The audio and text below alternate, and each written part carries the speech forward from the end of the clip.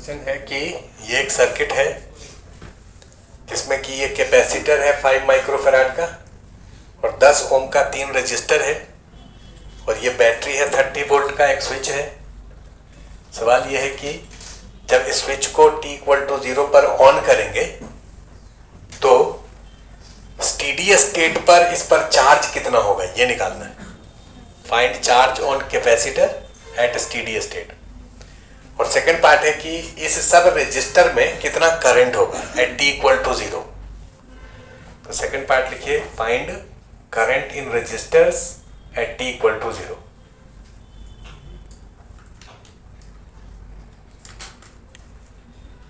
बहुत बेकार मोबाइल।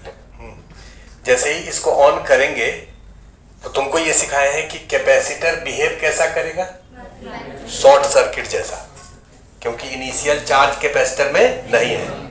तो ये वाले सर्किट को t=0 पर अगर ड्रॉ करें तो ऐसे ड्रॉ करेंगे।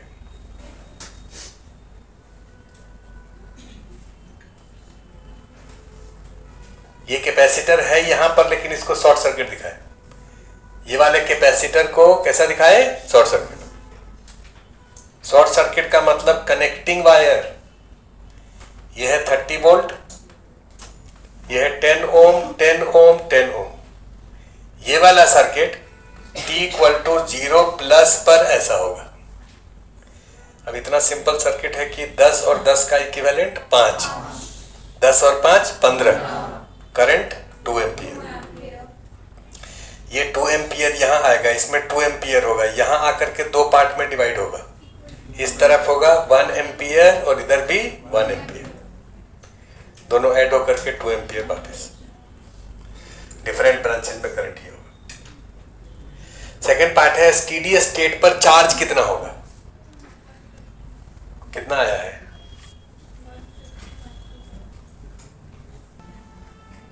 यहां समझो जरा। आपको क्या सिखाया है कि स्टेडी स्टेट पर कैपेसिटर कैसा बिहेव करता है, ओपन सर्किट कैसा बिहेव करता है। इस वाले सर्किट को t=∞ पर बना के दिखा रहे हैं, ध्यान से देखो। ये रजिस्टर है, ये दूसरा रजिस्टर है, ये तीसरा रजिस्टर है और ये जो कैपेसिटर है वो ऐसा है और ये बैटरी। ये है t=∞। बैटरी कितने का है, 30 वोल्ट। यह है 10 ओम 10 ओम, यह है 10 ओम।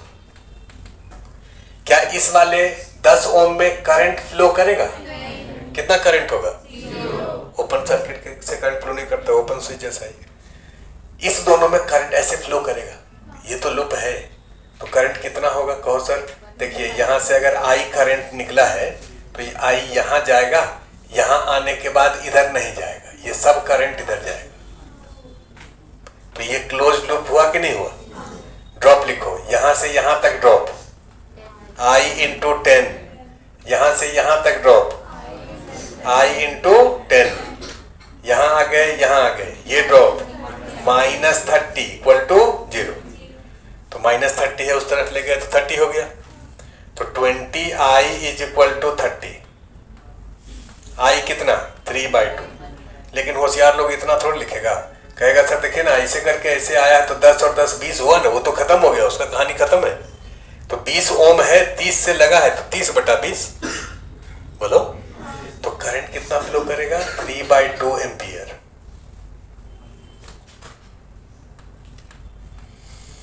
अब सवाल यह है कि आपको इस पर चार्ज निकालना है, ध्यान इधर देना है। हमको इस कैपेसिटर पर चार्ज निकालना है। तो ये कैपेसिटर के बीच में 30 वोल्ट थोड़े लगा है, कैपेसिटर के बीच में पोटेंशियल डिफरेंस कितना है ये निकालना पड़ेगा। तो कैपेसिटर के बीच में पोटेंशियल डिफरेंस कैसे निकालते हैं, देखो अभी करंट इलेक्ट्रिसिटी का बात हो गया।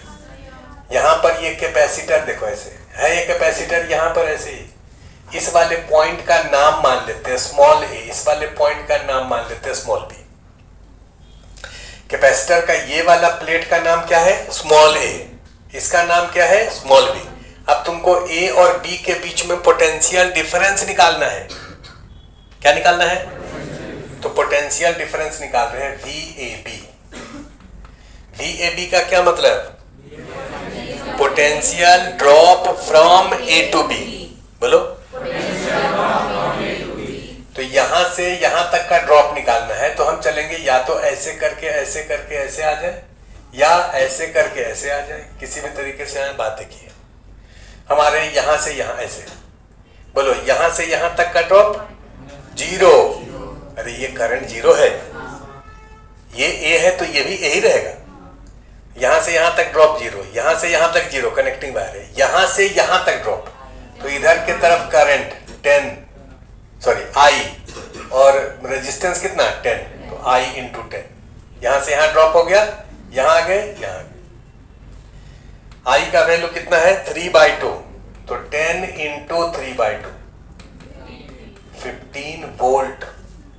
इसके बीच में पोटेंशियल डिफरेंस 30 वोल्ट नहीं होगा, 15 वोल्ट होगा। लेकिन अगर कोई होशियार आदमी है जो कि पहले घर इलेक्ट्रिसिटी बना चुका है, प्रैक्टिस कर चुका है, तो वो तो कहेगा देखिए सर, यहां से यहां 30 वोल्ट है ना, तो यहां से यहां 15 होगा, यहां से यहां 15 होगा, क्योंकि ये तो सर्किट से बाहर है। जो भी करंट इसमें जा रहा है वो सब करंट इसमें जा रहा है, दोनों रेजिस्टेंस सेम है, तो इसमें ड्रॉप होगा I इंटू 10, इसमें भी I इंटू 10। मतलब ये ड्रॉप और ये ड्रॉप दोनों मिल करके कितना होना चाहिए 30 होना चाहिए, तो इसमें 15 होगा। अब इसमें जितना ड्रॉप है वही ड्रॉप इसके बीच में होगा, तो इसके बीच में पोटेंशियल डिफरेंस है 15 वोल्ट। तो इस पर चार्ज कितना होगा? कहो सर ये हाइयर पर है और ये लोअर पर है। ड्रॉप अगर -15 होता मतलब ये माइनस होता, ये प्लस होता।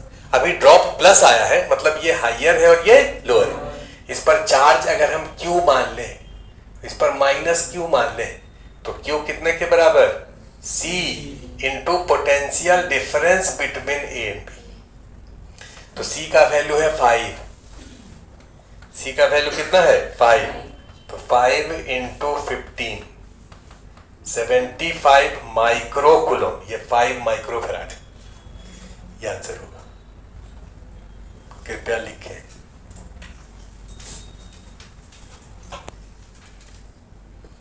अब अगला सवाल ये है, जरा सुन लो। ये जो बैटरी है जैसे ही स्विच को ऑन किए हैं तो करंट कितना दिया है 2 एम्पियर, और इनफाइनाइट टाइम पर करंट कितना दे रहा है 1.5 एम्पियर। आधा एम्पियर घट गया, शुरू में 2 था और इनफाइनाइट टाइम के बाद 3/2 हो गया। अगर पूछें कि इसका करंट और टाइम का ग्राफ बनाओ, नेक्स्ट पार्ट लिखो, draw current time graph for battery.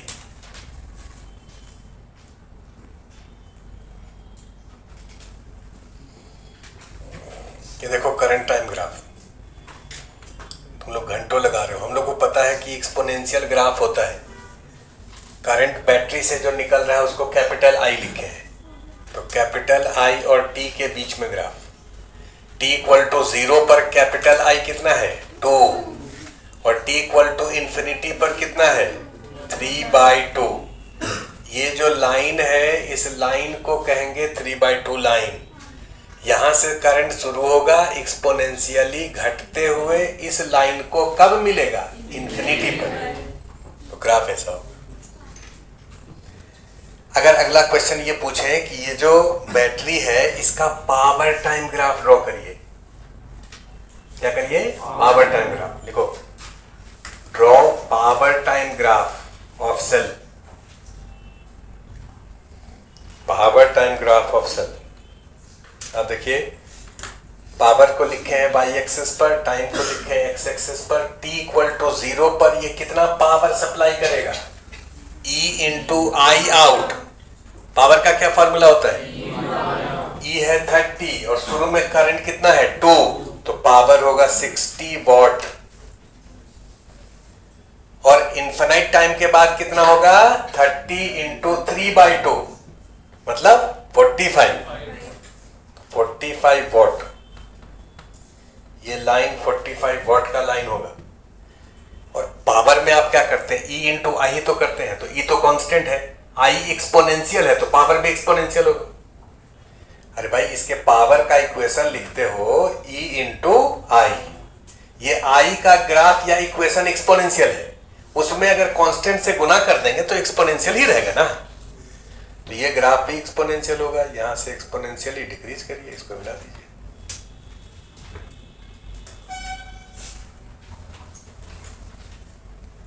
Next part है कि ये जो कैपेसिटर है, इस कैपेसिटर पर charge as a function of time क्या होगा, और इस सर्किट में current as a function of time क्या होगा। जो आई है ग्राफ तो आप बना दिए, एक्सपोनेंशियल आप जानते हैं क्योंकि आरसी सर्किट है, लेकिन अगर हम पूछें कि ये इसका इक्वेशन का क्या होगा, इक्वेशन निकालिए, फिर तो निकालना पड़ेगा। देखो, find charge on capacitor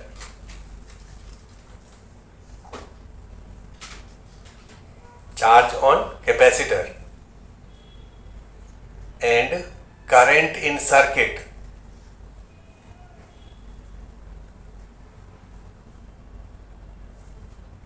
as a function of time।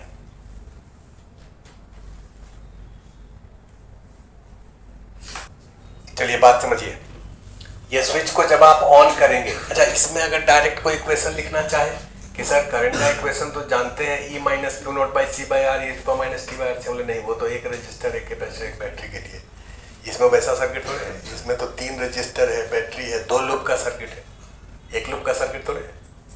तो इसमें तो आप वैसा सोच करके लिखना तो बिल्कुल गलत है। हाँ, लेकिन ये इसमें पूछा जा सकता है कि इस सर्किट का टाइम कांस्टेंट कितना है, ये ऑब्जेक्टिव है, ये लिखो, एक बार लिख लो, इसके बाद find time constant of circuit.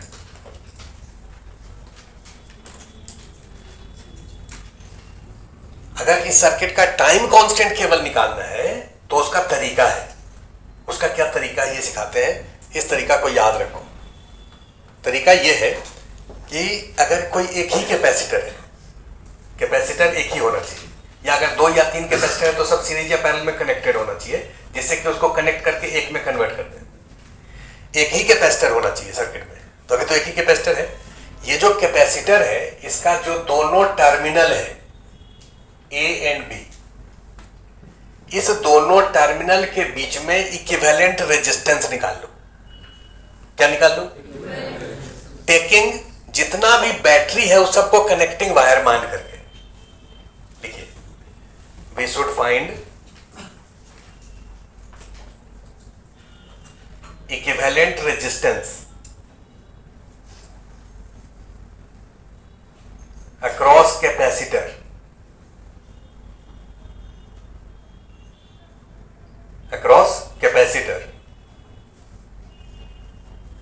taking all battery as short circuit, taking all battery as short circuit। अब ध्यान यहां दो, अगर हम जितना बैटरी है उसको शॉर्ट सर्किट कर दें तो पहले शॉर्ट सर्किट कर देते हैं। ये रजिस्टर हो गया, ये दूसरा रजिस्टर हो गया, ये तीसरा रजिस्टर हो गया, ये कैपेसिटर हो गया, और ये दोनों पॉइंट है ए एंड बी जिसके बीच में इक्विवेलेंट निकालना है, और इस वाले को हम लोग क्या कर देंगे, शॉर्ट सर्किट। तो ये बताओ कि इस दोनों के बीच में इक्विवेलेंट रेजिस्टेंस इस सर्किट का कितना होगा। तो आप कहोगे सर ये 10 और ये 10 दोनों किस में है,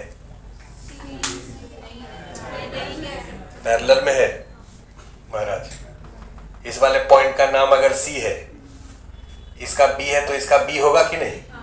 तो ये CB के बीच में लगा है और ये भी CB के बीच में लगा है, ये दोनों पैरेलल में दिखा।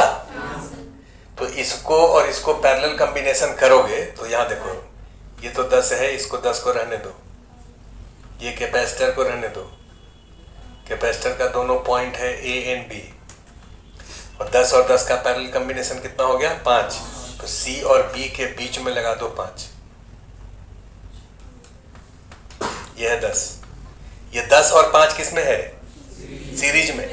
इस दोनों के बीच में इक्विवेलेंट निकालना है, मतलब यहां से करंट ऐसे इंटर करेगा, वापस यहां से आएगा, यहां से वापस बाहर निकल जाएगा। तो ये दोनों किस में आ गया, सीरीज में। तो 10 और 5 का सीरीज 15। तो इसके बीच में इक्विवेलेंट रेजिस्टेंस कितना हो गया, 15। ये कैपेसिटर है, इसके बीच में इक्विवेलेंट रेजिस्टेंस कितना हो गया, 15।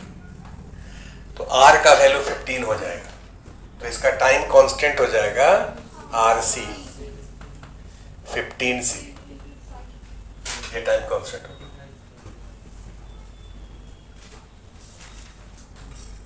हम लोग इसका पिछला पार्ट अभी सॉल्व कर रहे थे, आपको ये बताना था कि इस कैपेसिटर पर charge as a function of time क्या होगा, और इस सब रजिस्टर में current as a function of time क्या होगा। ये क्वेश्चन सब्जेक्टिव, ऐसा पूछे मतलब वो सब्जेक्टिव होगा, 3 नंबर का 4 नंबर का जो भी दे, तो इसमें तो आपको इक्वेशन लिखना पड़ेगा। कैसे इक्वेशन लिखते हैं सो देखो, जब इस स्विच को ऑन किए, देखना सबको है, जब इस स्विच को हम ऑन कर दिए तो यहां से करंट निकलना शुरू होगा। लेट कर लेते हैं टी टाइम के बाद करंट आई है, स्विच ऑन करने के कितने टाइम के बाद, स्विच ऑन करने के जस्ट बाद और इनफाइनाइट स्टेट पर, वो तो सबको निकालना रहता है, वो निकालने का तरीका सिखा दिए, हमको टी टाइम पर निकालना है। तो स्विच ऑन करने के टी टाइम के बाद सब कुछ करंट आई है, ये आई करंट यहां आएगा, 2 पार्ट में डिवाइड होगा। इस तरफ लेट कर लेते हैं स्मॉल आई, इधर आई माइनस आई, ऐसे ही डिस्ट्रीब्यूशन करते हैं। ये स्मॉल आई यहां आया, इस पर चार्ज लेट कर लेते हैं क्यू माइनस क्यू। रजिस्टर में वेरिएबल करंट होगा और कैपेसिटर में वेरिएबल चार्ज होगा, तो इसमें करंट आई है, इस पर चार्ज कितना है क्यू। ये करंट आई यहां से ऐसे आएगा ऐसे आएगा, और ये आई माइनस आई दोनों ऐड होकर के आई आएगा, ये आई इसमें एंटर करेगा। किसी भी टाइम पर जितना करंट ये दिया है ये उतना ही करंट हमेशा वापस लेगा। अब 2 इक्वेशन आप लिख सकते हैं, 2 अननोन है आपके पास, एक कैपिटल आई और एक स्मॉल आई। इसमें इक्वेशन लिखिए, बोलो यहां से यहां तक ड्रॉ, यहां से यहां तक 10 कैपिटल आई, यहां से यहां तक 10 आई माइनस आई, यहां आगे माइनस 30, ई का वैल्यू है 30, यहां आगे इक्वल टू 0। थोड़ा सिंप्लीफाई कर लेते हैं, ये 0 0 और 0 तो उड़ गया, तो यहां हो गया I plus I, 2 capital I minus small I equal to 3, पहला इक्वेशन। दूसरा इक्वेशन इसमें लिख रहे हैं, ये दूसरा लुक है, यहां से यहां तक का ड्रॉप, बोलो बोलना सबको है, 10 स्मॉल आई, यहां से यहां तक ड्रॉप, वेरी गुड, यहां आ गए। अब यहां से यहां लिखना है, इधर के तरफ करंट माइनस आई माइनस आई इंटू 10, यहां आ गए इक्वल टू 0। इसको भी थोड़ा सिंप्लीफाई कर लेते हैं, ये देखो 10 आई और minus minus plus 10 I, 20 small I plus Q by C और minus 10 capital I equal to 0। ये दूसरा इक्वेशन। अब ये बताओ कि ये जो करंट आई है, इस आई को dq बाई dt लिखे या कैपिटल आई को dq बाई dt लिखे या आई माइनस आई को dq बाई dt लिखे, किसको dq बाई dt लिखे, ये लिखेंगे, क्योंकि इस वाले ब्रांच में करंट कितना है, स्मॉल आई, ये स्मॉल आई इधर जा रहा है और स्मॉल आई का रेट ऑफ चेंज ये क्यू के बराबर होगा। कैपिटल आई तो यहां से निकला, क्या कैपिटल आई इस कैपेसिटर में जा रहा है, तो कैपेसिटर में कौन सा करंट जा रहा है, स्मॉल आई, तो ये स्मॉल आई होगा। अब अगर स्मॉल आई इधर होता, मतलब इस पर चार्ज घटता, तो लिखते माइनस dq बाई dt। अब ये स्मॉल आई इसके चार्ज को क्या करेगा, बढ़ाएगा, तो स्मॉल आई को लिखेंगे dq बाई dt। अब हम लोग क्या करें कि ये स्मॉल आई को तो dq बाई dt लिख दिए, तो 20 dq बाई dt,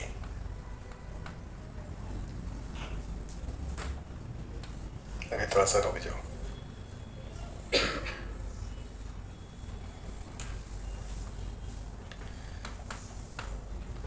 यहां पर कैपिटल आई को यहां से यहां ट्रांसफर कर दीजिए, तो 20 small I plus Q by C minus 10 capital I को यहां से लिखो, कैपिटल आई कितने के बराबर, 3 plus I by 2 equal to 0।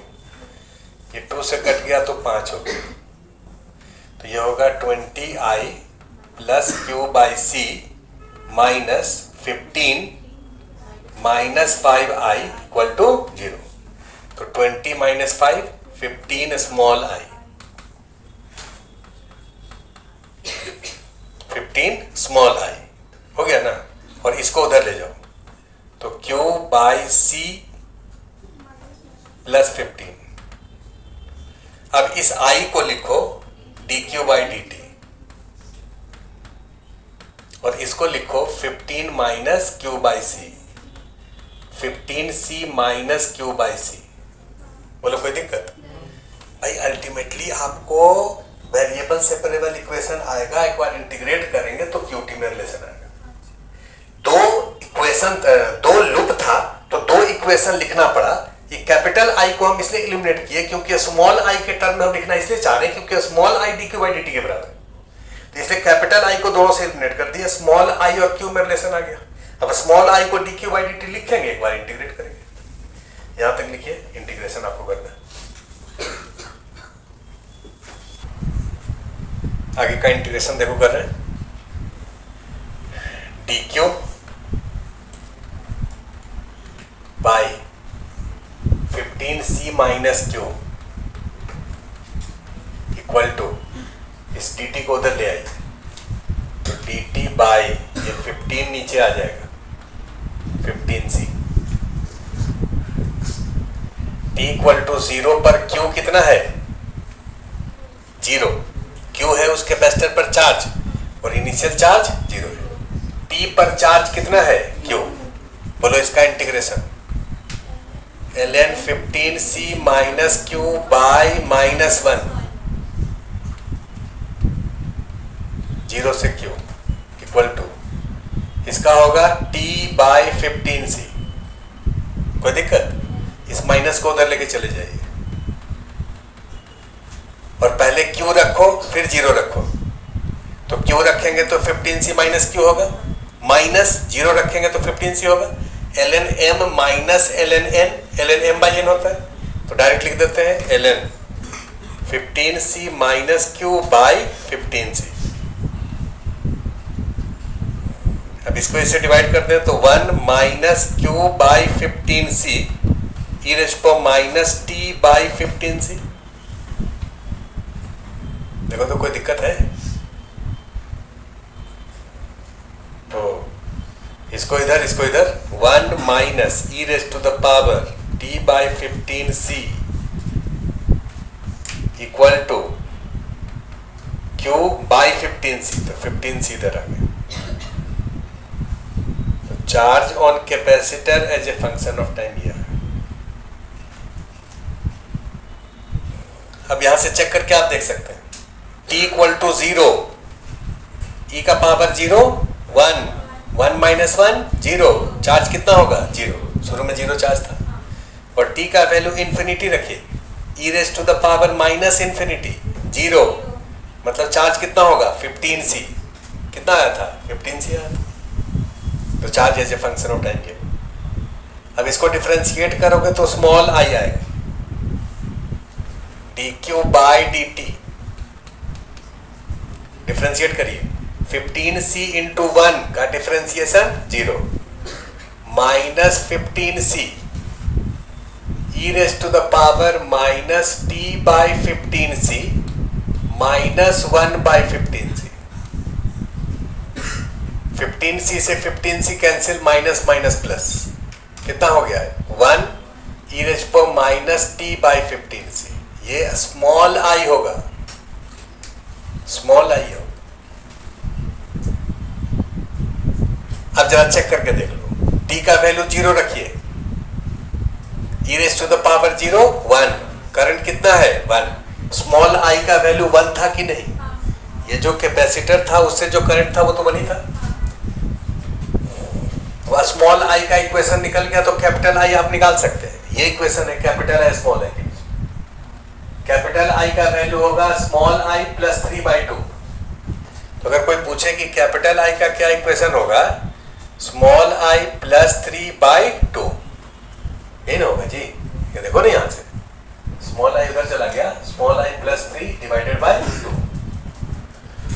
तो कैपिटल आई हो जाएगा स्मॉल आई बाई 2 प्लस 3/2।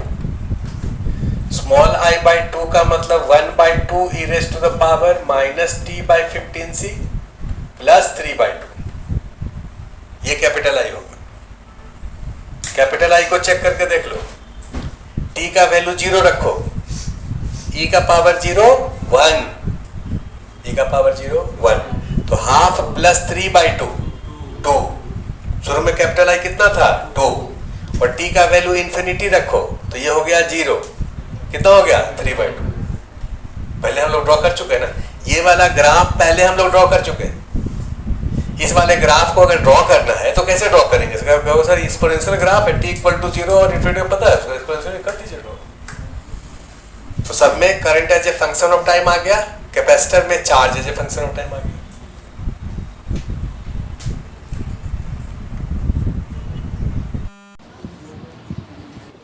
इसमें एक क्वेश्चन ये अभी पूछा जा सकता है कि जब इस स्विच को आप ऑन किए हैं तो इस वाले रजिस्टर में करंट चेंज किया है 2 एम्पियर से 1.5 एम्पियर। इसमें भी करंट चेंज किया है 1 एम्पियर से 1.5 एम्पियर। इसमें शुरू में करंट कम था, बाद में करंट ज्यादा है, तो 1 से 1.5 तक चेंज किया। इसका ग्राफ बनाएंगे तो एक्सपोनेंशियली इंक्रीजिंग करवाएंगे। इस वाले में करंट चेंज किया है 1 से 0, 1 से 0, तो तीनों का ग्राफ अलग अलग होगा। कैपिटल आई का ग्राफ, ये जो कैपिटल आई निकला है उसका ग्राफ हम लोग अभी ड्रॉ किए थे 2 से 1.5 तक। इसका ग्राफ ड्रॉ करेंगे तो अलग होगा, इसका ग्राफ ड्रॉ करेंगे तो अलग होगा। आपसे ये पूछ रहे हैं कि ये जो रजिस्टर है इसका नाम अगर R हम मान लें, या इसका नाम R1 लेते हैं, इसका R2 लेते हैं, इसका R3 लेते हैं, तो R1 में टोटल कितना हीट डिसिपेट होगा? नेक्स्ट पार्ट लिखो, find total heat dissipation in register R1। इस वाले रजिस्टर में करंट का इक्वेशन निकाल चुके हैं ना। इसमें करंट का इक्वेशन क्या है बोलो? स्मॉल आई का इक्वेशन क्या है? अभी यहां पर हम लोग निकाले थे, क्या था बोलो तो? 1 e⁻⁻15c, ये इसमें करंट का इक्वेशन। तो भैया इसमें करंट का इक्वेशन पता है, तो इसमें हीट डिसिपेशन होगा DH = I² इंटू R कितना है 10 इंटू dt का इंटीग्रेशन कितना टाइम तक? तो कहो इसमें तो करंट इनफिनिट टाइम तक फ्लो करेगा, और कहां से कहां तक करेगा? इनफिनिट टाइम तक फ्लो करेगा। तो t = 0 से t = infinity.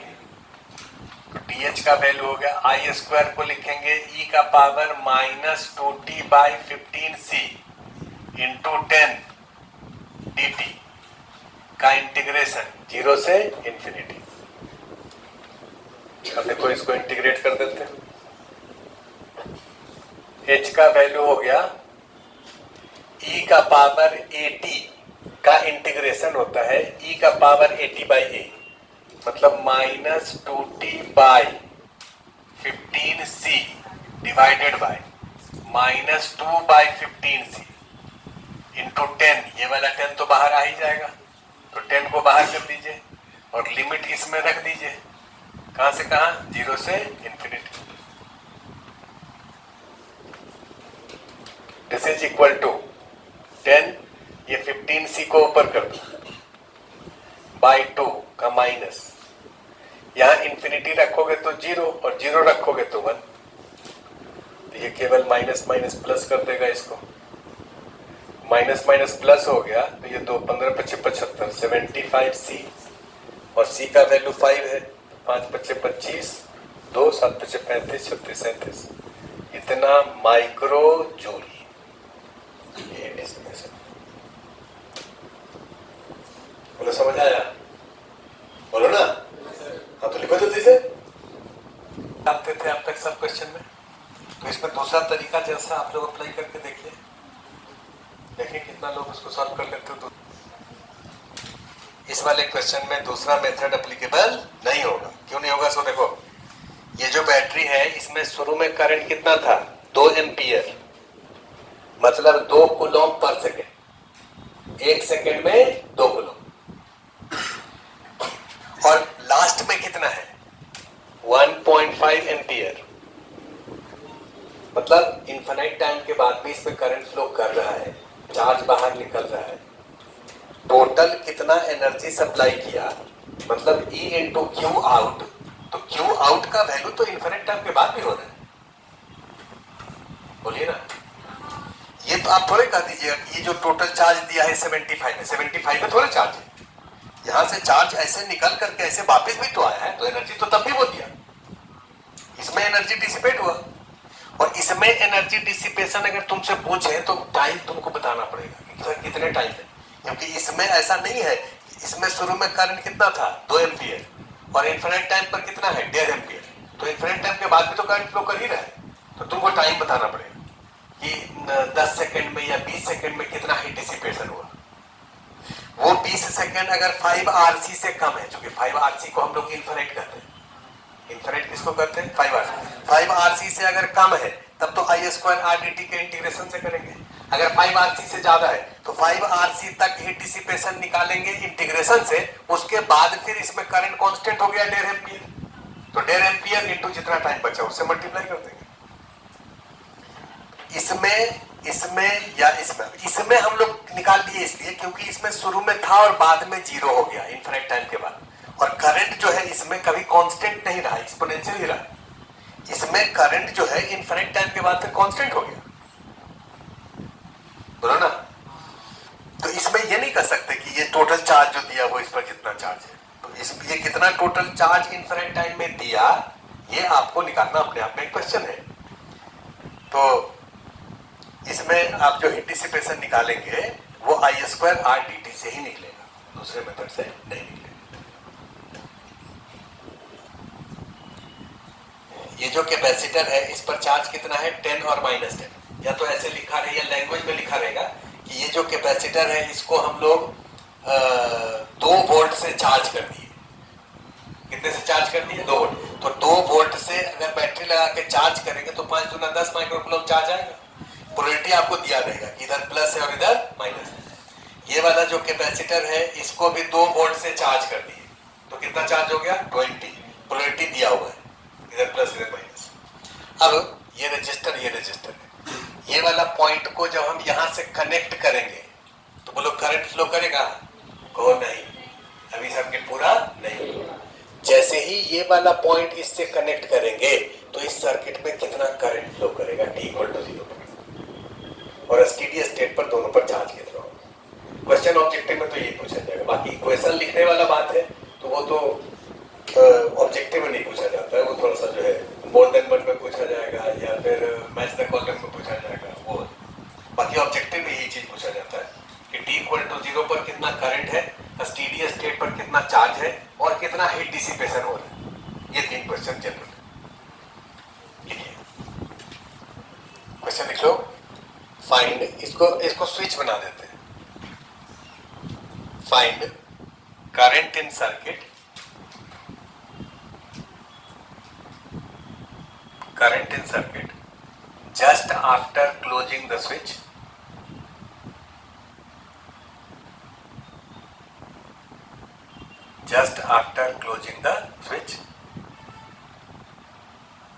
and charge on capacitor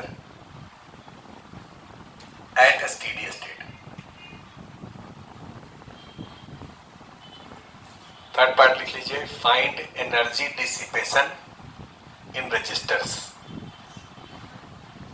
energy dissipation in resistors, दोनों रजिस्टर में कितना एनर्जी डिसिपेट होगा।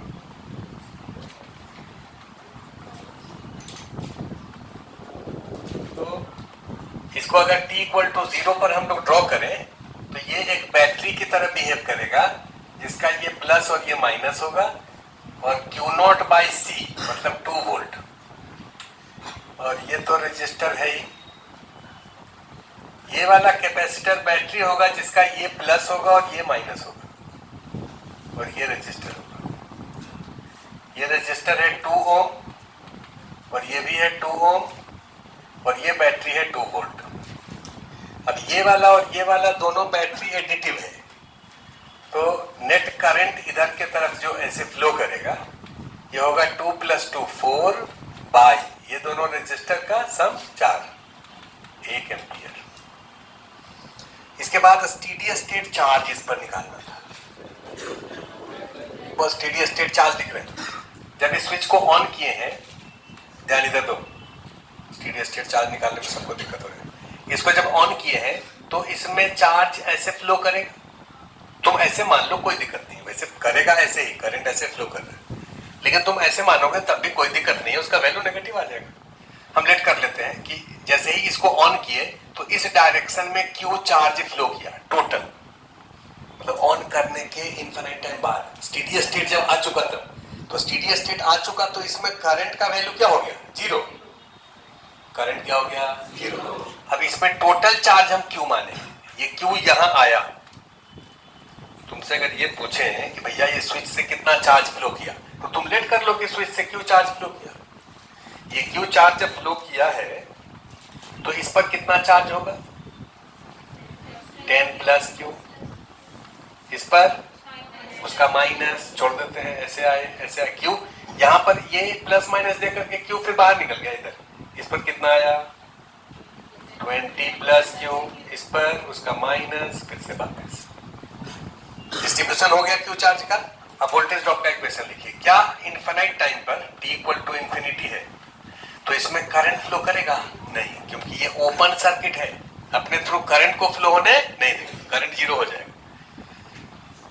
तो यहां से लेकर के यहां तक ड्रॉप इक्वल टू यहां से लेकर यहां तक ड्रॉप, इसमें कोई ड्रॉप नहीं, इसमें कोई ड्रॉप नहीं, बोलो ना। तो ये वाला ड्रॉप क्या लिखोगे, यहां से चलो ऐसे 10 प्लस क्यू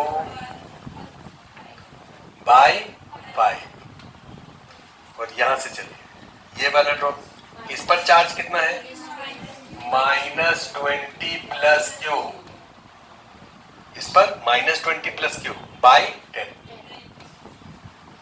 अच्छा एक चीज और तुमको दिखा दे, आइसोलेटेड सिस्टम पर चार्ज कंजर्व रहता है, ये वाला प्लेट और ये वाला प्लेट मिलकर के आइसोलेटेड है।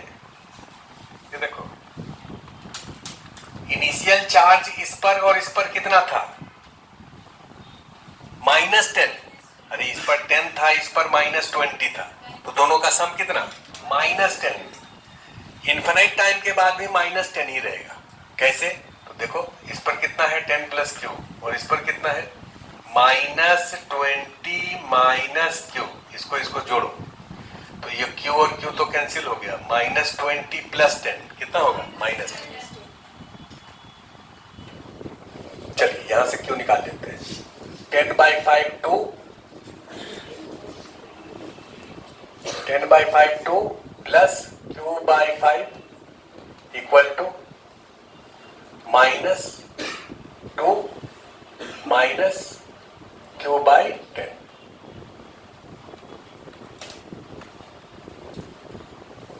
तो इसको इधर ले आइए, q/5 plus q/10 equal to -4, LCM हो गया 10, 5 दूना 10, 2q plus q equal to -4, तो 3q is equal to -40, q is equal to -40/3।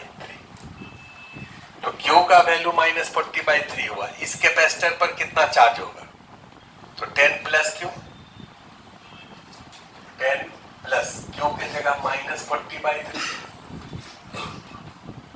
ये हो जाएगा -10/3, मतलब इधर -10/3 और इधर +10/3, और इस पर चार्ज कितना हो जाएगा, इस पर कितना हो जाएगा 20 प्लस q,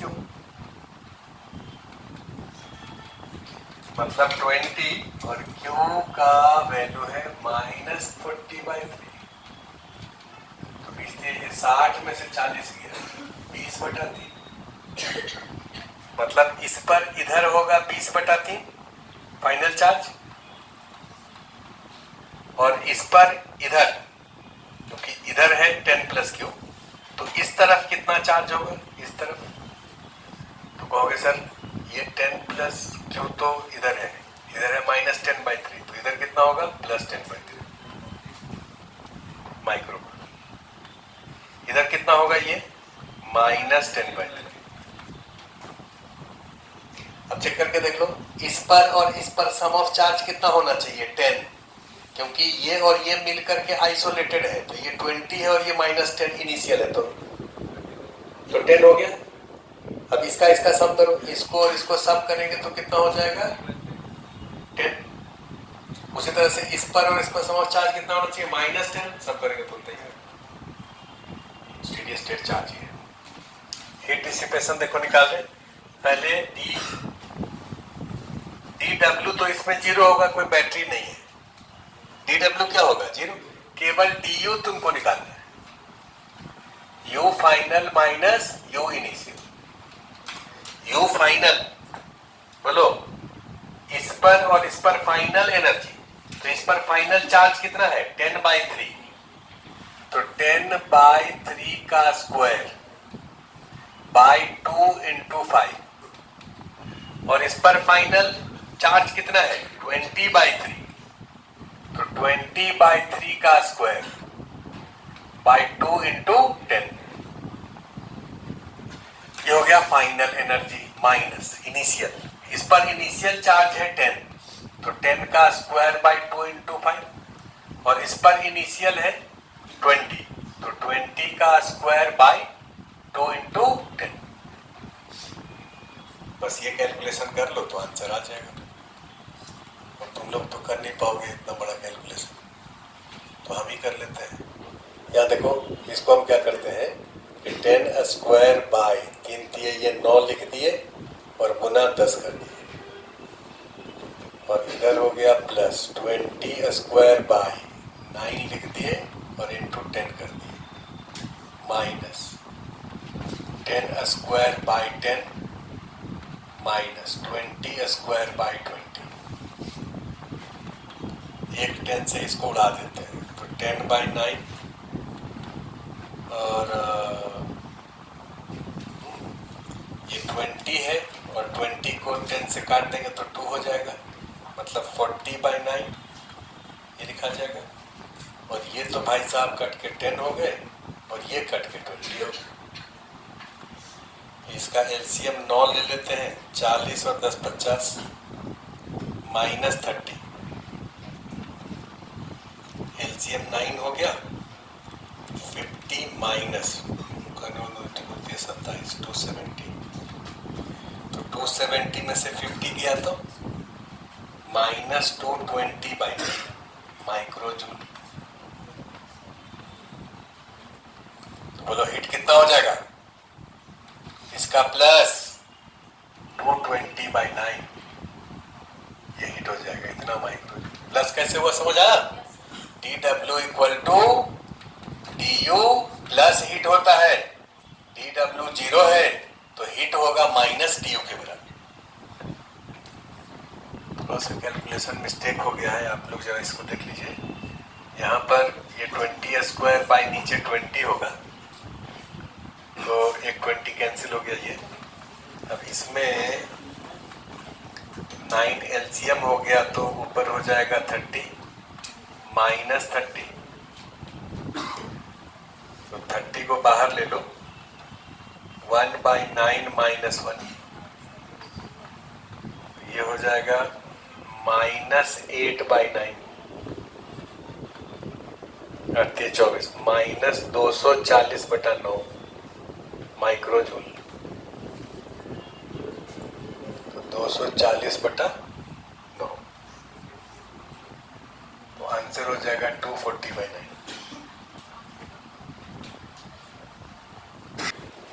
ये एक बहुत सिंपल सा सर्किट आपके सामने लिखा गया है, जो कि 2 लूप का सर्किट है, दिख रहा होगा।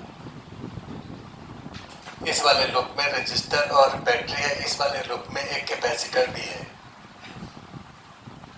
आपको बताना है कि इस कैपेसिटर पर कितना चार्ज होगा। लिखो find charge on capacitor,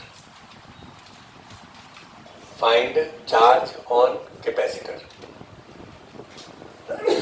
capacitor पर चार्ज पूछा जा रहा है, मतलब स्टेडी स्टेट पर पूछा जा रहा है। चार्ज ऑन कैपेसिटर का मतलब होता है charge on capacitor eight steady state. यहां देखो, तो हम लोगों को क्या सिखाए हैं कि जो कैपेसिटर है स्टेडी स्टेट पर कैसा बिहेव करता है। ध्यान इधर तो लिखना बंद करो। ये कैपेसिटर को यहां से मिटा दिए, ये ओपन सर्किट हो गया। देखो कैसा हो गया? ओपन, ये कैपेसिटर है यहीं पर, बिहेव ऐसा कर रहा है, क्या इस वाले ब्रांच में करंट फ्लो करेगा? अब ये कितने लूप का सर्किट हो गया? एक लूप का।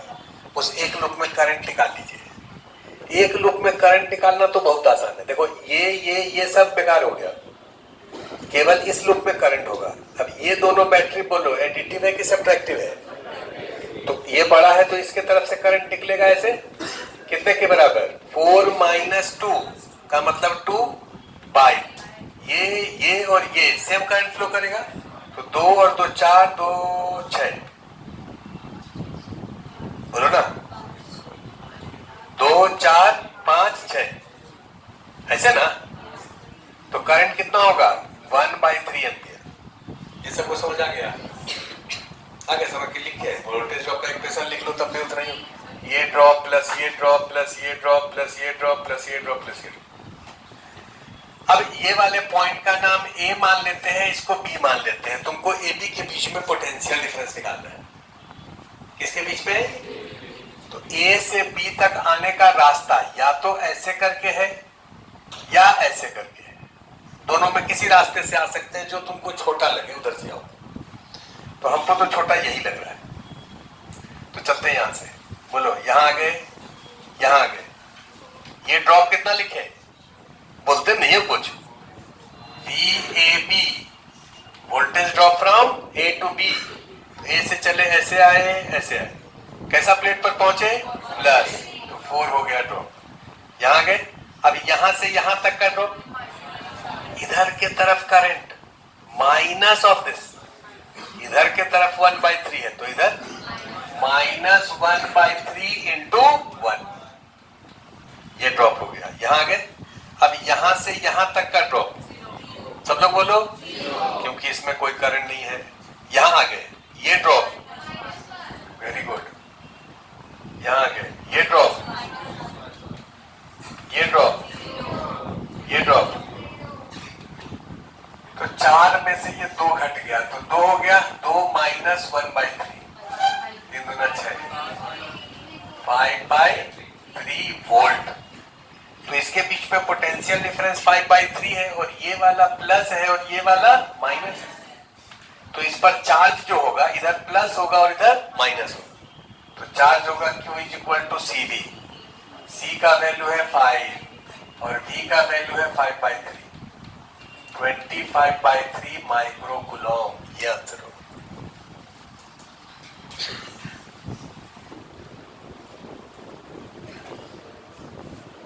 यहाँ ध्यान दो, चलो देखो इधर। ये कैपेसिटर का 2 प्लेट है, एक ये है और दूसरा ये है, और इसके बीच में ये डाइलेक्ट्रिक स्लैब रखा है। क्या रखा है? ये जो डाइलेक्ट्रिक स्लैब है, इसका एकदम कंप्लीटली इसमें इंसर्ट किया हुआ है, मतलब गैप नहीं है यहाँ पर। और ये डिस्टेंस जो है दोनों प्लेट के बीच में D है, और प्लेट का एरिया A है। और ये जो डाइलेक्ट्रिक स्लैब है, ये परफेक्ट डाइलेक्ट्रिक नहीं है। डाइलेक्ट्रिक किसको कहते हैं? इंसुलेटर को डाइलेक्ट्रिक कहते हैं, इंसुलेटर। लेकिन इसका डाइलेक्ट्रिक कांस्टेंट K दिया हुआ है, और इसका रेजिस्टिविटी रो दिया हुआ है। रेजिस्टिविटी दिया हुआ है मतलब इसका रेजिस्टेंस है, तो रेजिस्टेंस है मतलब उसके थ्रू करंट जाएगा। तो जब करंट जाएगा तो परफेक्ट इंसुलेटर तो होगा नहीं। ये परफेक्ट इंसुलेटर नहीं है, क्योंकि इसका रेजिस्टिविटी भी दिया हुआ है। अगर रेजिस्टिविटी इंफिनिटी होता तो हम कहते हैं परफेक्ट इंसुलेटर। इसके प्लेट पर चार्ज हम दिए हैं Q0 और -Q0। कितना दिए हैं? Q0 और -। तो क्या होगा कि ये जो चार्ज है वो इस डाइलेक्ट्रिक के थ्रू डिस्चार्ज होगा। ये चार्ज यहां से यहां ट्रांसफर होगा, और कुछ देर के बाद इस पर और इस पर चार्ज न्यूट्रलाइज हो जाएगा, 0 हो जाएगा। इसका मतलब इसमें करंट फ्लो करेगा, बोलो ना। तो इसमें जब करंट फ्लो करेगा तो उस करंट का इक्वेशन क्या होगा? डायग्राम ड्रॉ करिए, लिखिए, find current through dielectric. Find current through dielectric. ये जो डाइलेक्ट्रिक है, ये डाइलेक्ट्रिक ऐसा है कुछ, जिसका कि ये वाला विड्थ कितना है D, और ये एरिया कितना है A। करंट फ्लो कर रहा है इस फेस से इस फेस के तरफ, ऐसे, तो जब करंट ऐसे फ्लो कर रहा है तो इस डायमेंशन को लेंथ कहेंगे और इसको क्रॉस सेक्शनल एरिया कहेंगे। और रेजिस्टेंस का क्या फॉर्मूला होता है? रो एल बाई ए। तो रेजिस्टिविटी इसका रो है, लेंथ क्या है? डी। लेंथ क्या है? और एरिया ऑफ क्रॉस सेक्शन क्या है? ए। ये जो कैपेसिटर है, इस कैपेसिटर का कैपेसिटेंस कितना लिखोगे? तो देखिए डाइलेक्ट्रिक नहीं रहता तब तो ए एप्सिलॉन नॉट बाई डी होता। डाइलेक्ट्रिक है तो के से गुना कर दीजिए, कोई दिक्कत है? अब सवाल ये उठता है कि ये जो सिस्टम है इसको हम दो पार्ट में ब्रेक करें। इसको हम एक केवल कैपेसिटर पहले ऐसे ले लेते हैं। ये कैपेसिटर है, डाइलेक्ट्रिक कैपेसिटर, जिसका कैपेसिटेंस इतना है और इसके दोनों प्लेट पर चार्ज दिया है, यहां पर क्यू नॉट और यहां पर माइनस क्यू नॉट। अगर इसका रेजिस्टेंस नहीं होता, मतलब अगर इसका रेजिस्टिविटी नहीं होता, तो आप कहते कि रेजिस्टेंस इसका नहीं है। रेजिस्टेंस नहीं होता तो इस पर चार्ज चेंज नहीं करता, चार्ज जितना दिए थे उतना ही रह जाता सब दिन में, अगर आइडियल कैपेसिटर होता तो। लेकिन चूंकि ये आइडियल कैपेसिटर नहीं है तो ये चार्ज इधर से डिस्चार्ज हो। हम क्या करते हैं कि इसको आइडियल कैपेसिटर रहने देते हैं और ये जो रेजिस्टर है उसको हम इसके सीरीज में ऐसे लगा देते हैं।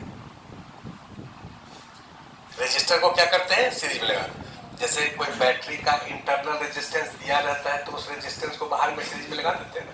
तो वैसे ही इस कैपेसिटर का रेजिस्टेंस अगर दिया है तो उसको हम सीरीज में यहां लगा दिए आर, और फिर इससे इसको ऐसे कनेक्ट कर दिए। अब देखो ये और ये दोनों एक ही चीज को रिप्रेजेंट कर रहे हैं। यहां पर क्या है कि करंट इस प्लेट से इस प्लेट की तरफ ऐसे फ्लो हो रहा है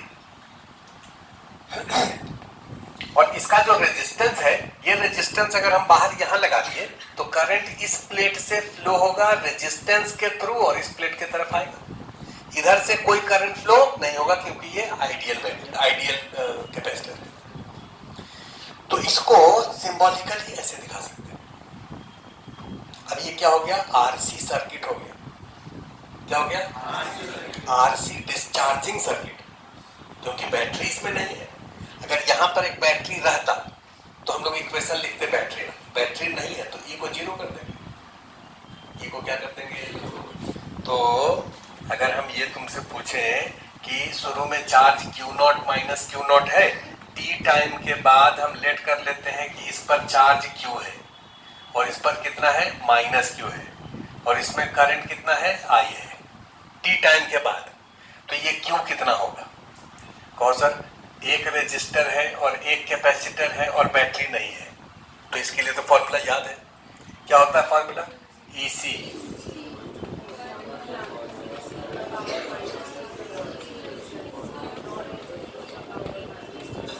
ई का वैल्यू कितना है? 0। तो इसको 0 कर दो तो होगा Q naught e raise power minus T by R. ये जो सर्किट है इसका टाइम कांस्टेंट आर सी कितना होगा? तो आर और सी को गुना कर दीजिए, तो rho D by A into A epsilon naught K by D. तो डी से डी कैंसिल और ए से ए कैंसिल, तो आर सी टाइम कांस्टेंट हो गया रो A epsilon, sorry row K epsilon not. अब ये क्वेश्चन ऑब्जेक्टिव में प्रूफ करने के लिए पूछा जाता है कि अगर एक कैपेसिटर है उसको एक डाइलेक्ट्रिक डाल दिए, डाइलेक्ट्रिक का रेजिस्टिविटी रो है, तो बताइए इस सर्किट का टाइम कांस्टेंट जो है वो ज्योमेट्रिकल पैरामीटर पर डिपेंड नहीं करेगा। ये ऑब्जेक्टिव में आएगा। ये जो सर्किट तुमको दिख रहा है ये आरसी सर्किट है, ये बात तो समझ आ रहा है? ये वाला सर्किट कैसा सर्किट है? RC circuit. इस आरसी सर्किट का टाइम कांस्टेंट कितना होगा? तो कॉजन एक रेजिस्टर और एक कैपेसिटर सीरीज में है तो आर इंटू सी होगा। तो आर इंटू सी का value rho K epsilon not. क्या ज्योमेट्रिकल पैरामीटर पर डिपेंड कर रहा है? ज्योमेट्रिकल पैरामीटर का मतलब इस कैपेसिटर का सेपरेशन कितना है और प्लेट एरिया कितना है, क्या उस पर डिपेंड कर रहा है? तो ये क्वेश्चन आपको प्रूव करने के लिए आएगा और इसको याद भी रखना है कि इस वाले केस में जो टाइम कांस्टेंट है ये ज्योमेट्रिकल पैरामीटर पर डिपेंड नहीं करता। चलिए, तो आरसी का वैल्यू आप लिख लिए, तो charge as a function of time होगा Q naught e raise to the power minus T by RC का वैल्यू रो के एप्सिलॉन। और अगर करंट का इक्वेशन लिखना चाहे तो बहुत सारी, ये भी तो याद है, E minus q naught by C, तो ये तो जीरो हो गया, तो minus q naught by C R e raise to the power minus T by R C. ये माइनस साइन क्या बता रहे हैं, हम लोग जो करंट का डायरेक्शन लिए थे वो इधर लिए थे, इसके इंक्रीजिंग डायरेक्शन में, अभी इधर लिए, इसलिए माइनस आया। I is equal to minus q naught by R C का वैल्यू तो आप लिख ही चुके हैं, rho K epsilon naught e raise to minus T by rho K epsilon. ये करंट का